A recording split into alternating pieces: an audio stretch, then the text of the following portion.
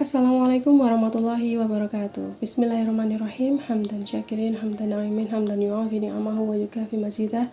Semoga salat serta salam senantiasa tercurahkan kepada junjungan Nabi Agung Muhammad Sallallahu Alaihi Wasallam. Perkenalkan, nama saya Hastuti Madani Utami. Saya adalah seorang ibu rumah tangga yang saat ini sedang menekuni hobi sebagai pekerjaan sambilan. Ini adalah contoh hasil karya yang pernah saya jual, bisa dicek di Instagram @hmartworks dan @populus_id.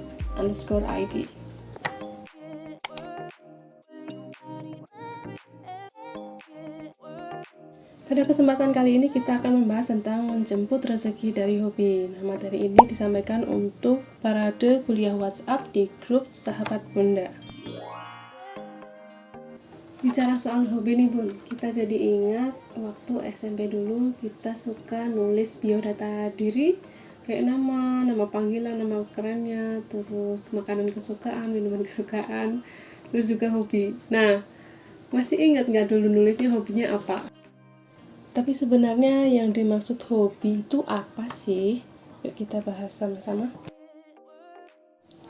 Menurut Kamus Besar Bahasa Indonesia atau KBBI, hobi adalah sebuah kesenangan istimewa yang dilakukan di waktu senggang.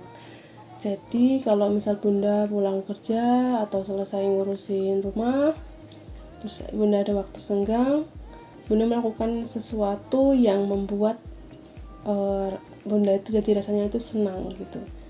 Ada sesuatu yang istimewa, itu yang dinamakan hobi. Hobi dapat menjadi pelepas stres setelah melakukan rutinitas sehari-hari. Ada yang hobinya bisa dilakukan di dalam rumah, ada yang harus dilakukan di luar rumah, ada yang harus mengeluarkan uang, bahkan gak sedikit ya. Ada yang tanpa mengeluarkan uang pun sudah bisa membuat hati senang. Tapi kalau saya biasanya kalau di waktu senggang itu malah paling nonton film, nonton drakor, main sama anak-anak. Apa itu bisa dibilang hobi ya? Tuh, ada beberapa orang yang bingung nih dengan hobinya. Sebenarnya apa hobi saya? Biasanya karena waktu luangnya sedikit karena aktivitas atau pekerjaannya yang padat gitu. Nah, kita bisa mencoba mencari hobi baru dengan mengetahui terlebih dahulu bakat kita masing-masing. Nah, bakat itu apa sih? Bakat adalah kemampuan dasar seseorang untuk belajar dalam tempo yang relatif pendek dibandingkan orang lain, namun hasilnya justru lebih baik. Contohnya, seseorang punya bakat melukis, dia dibandingkan teman-teman yang lain belajar lukis dengan teknik yang sama, dengan guru yang sama, tapi satu orang ini dia lebih cepat belajar, lebih cepat pintarnya gitu. Itu sebenarnya karena memang dia bakatnya melukis, contohnya seperti itu, atau musik, bakat memasak, dan yang lain-lain.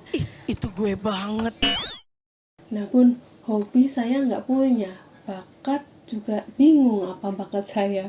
Tenang Bun, ada tes bakat. Nah ini ada contoh tes bakat yang paling sederhana ya. Ini referensinya dari Dr. Aisyah Dahlan. Bakat itu bukan sekedar hobi yang kita lakukan saat ini.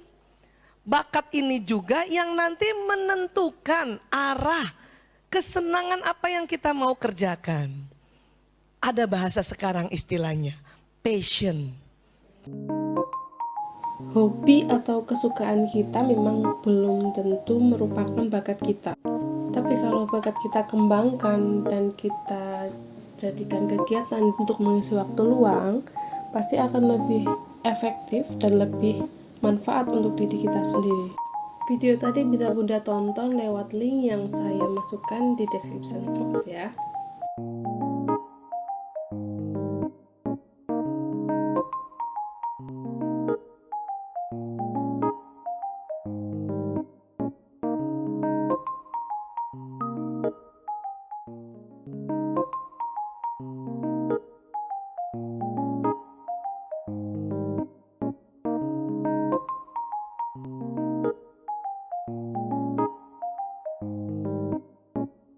Tips pertama, kenali lebih dalam tentang hobi Bunda.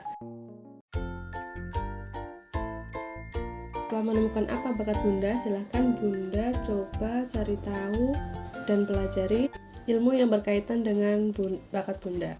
Berbanyak referensi tentang sesuatu yang Bunda sukai. Kalau saya biasanya screenshot dari foto di Instagram, saya simpan di galeri dan saya buat folder satu persatu. Jadi sewaktu-waktu saya butuh, di situ sudah ada semuanya. Fokus pada beberapa hal saja dan tanamkan di pikiran Bunda bahwa itu adalah sesuatu yang paling Bunda sukai. Lalu temukan potensi ekonomi, kira-kira apa ya yang bernilai ekonomis. Lalu Bunda bisa tingkatkan skill Bunda dengan banyak latihan, banyak sekali sekarang kelas-kelas online. Bunda bisa coba praktekkan sambil belajar, sambil jalan bisnisnya. Selalu catat atau gambar ide dan konsep yang terlintas, yang terpikirkan oleh Bunda, atau Bunda punya referensi dari orang lain, harus dicatat supaya tidak lupa. Supaya ide atau konsep tadi bisa segera terrealisasi, kita butuh motivasi supaya lebih semangat. Buat impian atau tujuan lebih. Misal tidak hanya sekedar mencari uang tambahan, tetapi lebih untuk mencari ilmu baru tentang bisnis. Menantang diri sendiri bahwa kita bisa menjadi wirausahawan dari titik nol sampai menjadi bisnis yang besar. Atau misalnya Bunda ingin menggunakan hasil dari usaha ini untuk menabung untuk sesuatu begitu, sehingga Bunda bisa lebih semangat dalam menjalankan bisnis.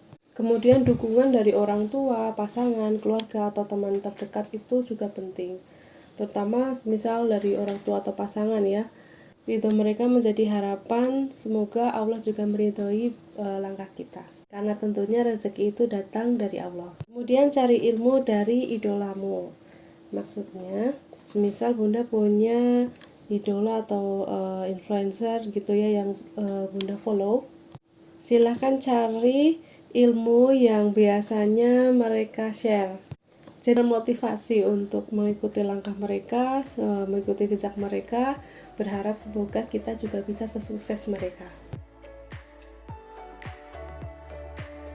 Saya untuk menjadi seorang pengusaha.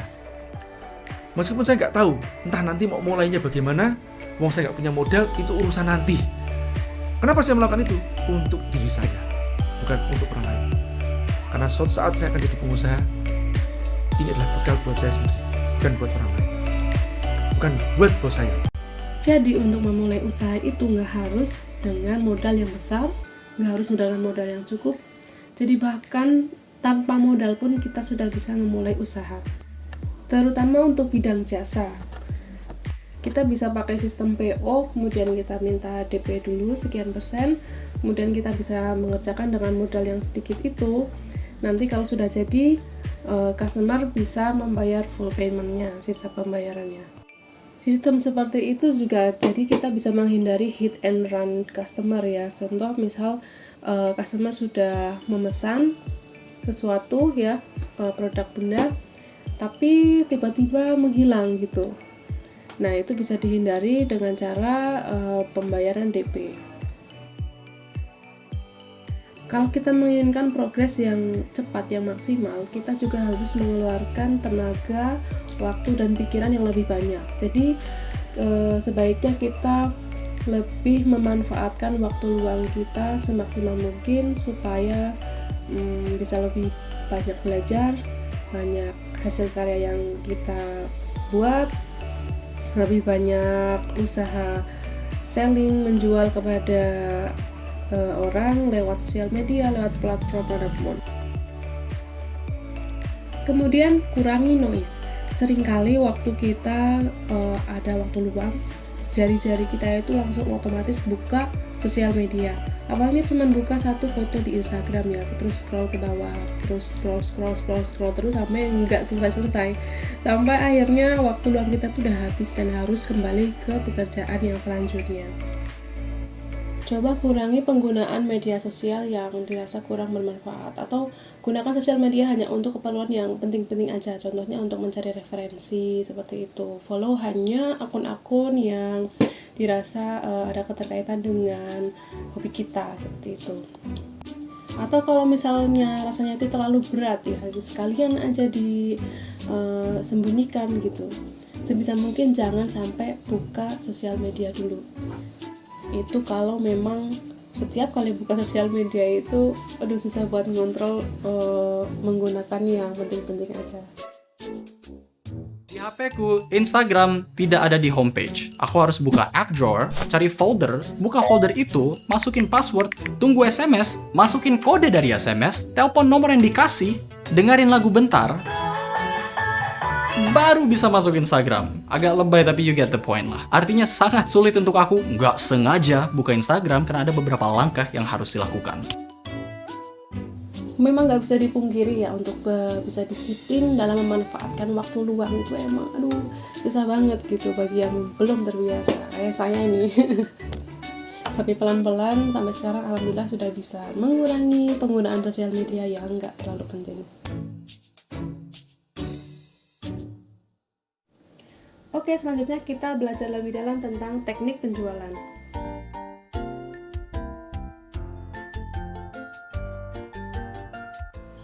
Ketika Bunda memutuskan untuk menjual sebuah produk atau menawarkan jasa yang berhubungan dengan hobi Bunda, hal pertama yang bisa Bunda lakukan adalah membuat brand atau merek ya, atau nama toko. Jadi, nama toko ini, brand ini mewakilkan Bunda sebagai penjual, sehingga lebih mudah dikenal oleh calon customer.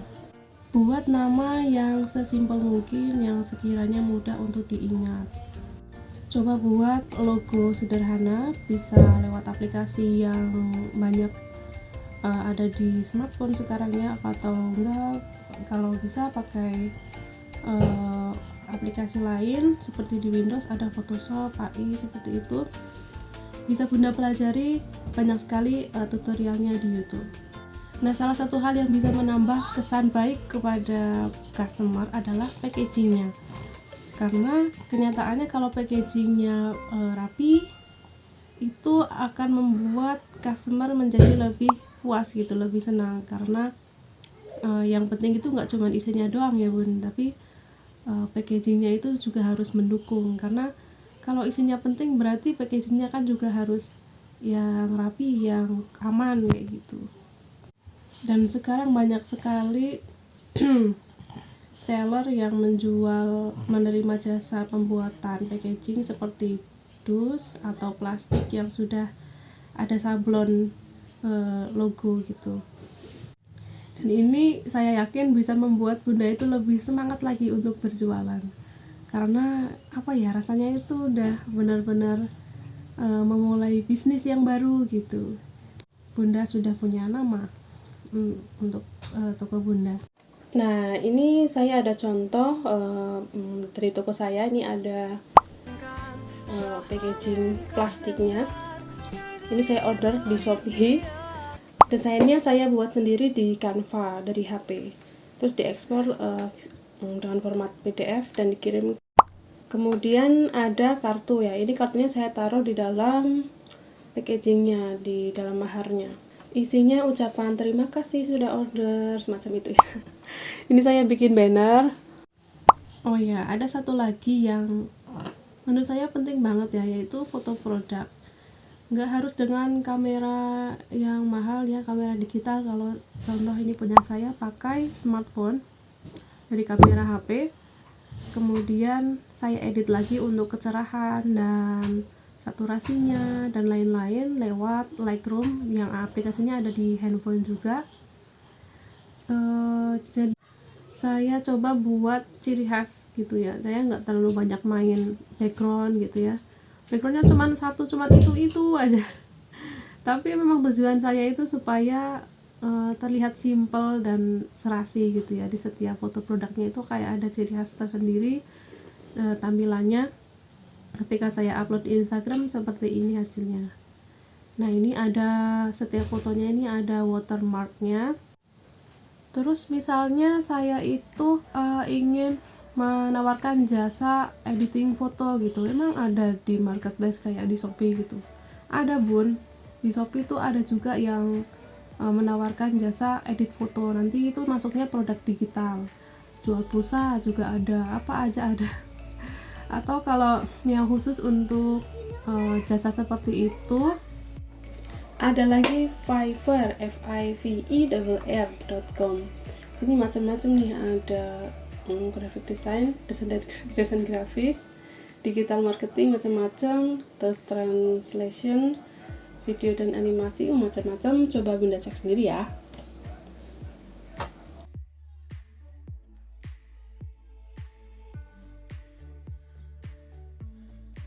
Kemudian untuk menentukan harga ya, kalau menurut saya ini juga penting. Ini sesuaikan dengan target market Bunda. Target customernya itu kelas menengah ke bawah atau kelas menengah ke atas. Awalnya kalau saya itu kelasnya menengah ke bawah ya, lebih ke bawahnya bahkan ya. Jadi membuat produk itu yang serba murah. Walaupun ini bidangnya bidang jasa ya. Jadi dulu awalnya kayak apa ya? Kalau untuk penghasilan itu emang nggak masuk gitu. Tapi saya niatkan ini untuk belajar dulu karena waktu itu juga saya masih punya anak kecil.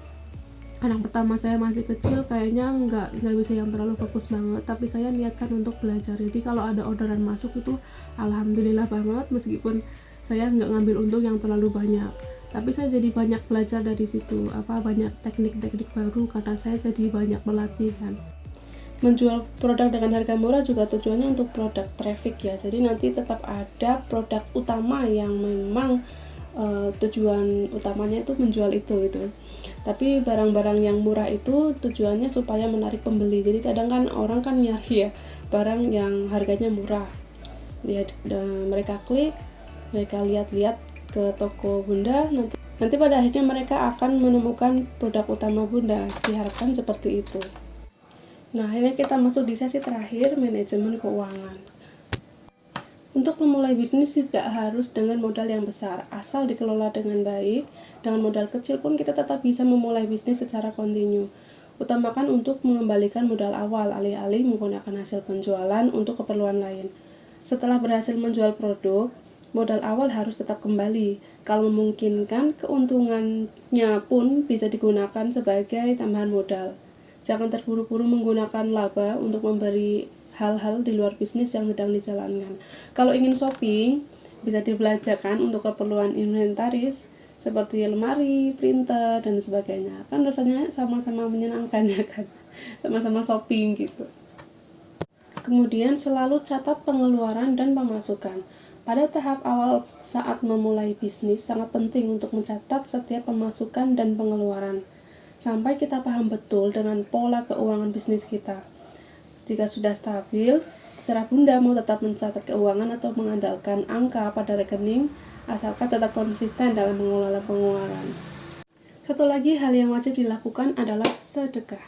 Amalan ini penting karena memang diwajibkan bagi orang yang beriman. Sedekah tidak hanya menambah tabungan akhirat kita, tapi ternyata Allah juga akan membalasnya di dunia. Artinya, sedekah tidak akan membuat harta atau saldo kita berkurang. Justru insya Allah akan menambah rezeki kita di kemudian hari. Sedekah bisa dengan cara yang bermacam-macam. Contohnya, dengan memberikan bonus. Seorang sahabat waktu itu datang kepada Rasulullah SAW. Ya Rasulullah, kami ini dagang untungnya kecil, sedangkan orang-orang Yahudi dagang untungnya besar. Sama-sama di Madinah nih. Nabi kaget, kok bisa begitu? Barangnya sama katanya. Kok bisa orang Yahudi untungnya gede, kalian untungnya kecil? Para sahabat menjawab, kami kalau dagang ngikutin caramu berdagang ya Rasul. Rasul tambah kaget lagi lah. Bagaimana caranya? Kami kalau dagang jujur. Kalau orang mau beli 1 kilo, saya nggak ngurangin timbangan, tetap 1 kilo. Kalau mau beli 1 meter, tetap 1 meter, nggak ngurangin ukuran. Sedangkan orang Yahudi kalau dagang curang, ngurangin timbangan, ngurangin ukuran. Makanya labanya untungnya gede, sedangkan kami untungnya kecil. Udah jujur belum tuh? Udah jujur kan? Apa kata Rasul? Cara kalian berdagang salah. Maukah aku beritahu bagaimana cara berdagang yang benar? Rasulullah SAW mengatakan, kalau ada orang mau beli, ente jangan kurangin, ente lebihin. Ngerti gak? Di zaman saya kecil tuh, kalau orang jual kacang tuh, habis di sendok 2 biji, ditambahin dikit, biar anget. Ngerti gak? Kalau jual duku tuh, habis ditimbang, tambahin dikit, biar anget. Ngerti gak? Jual daging, potong tuh, habis itu tambahin dikit, biar anget. Tahu gak? Apa yang kejadian? Orang-orang yang biasa belanja di pasar Madinah orang Yahudi, sekarang pindah ke tempatnya orang Muslim. Karena pertama, orang ngomong dari mulut ke mulut.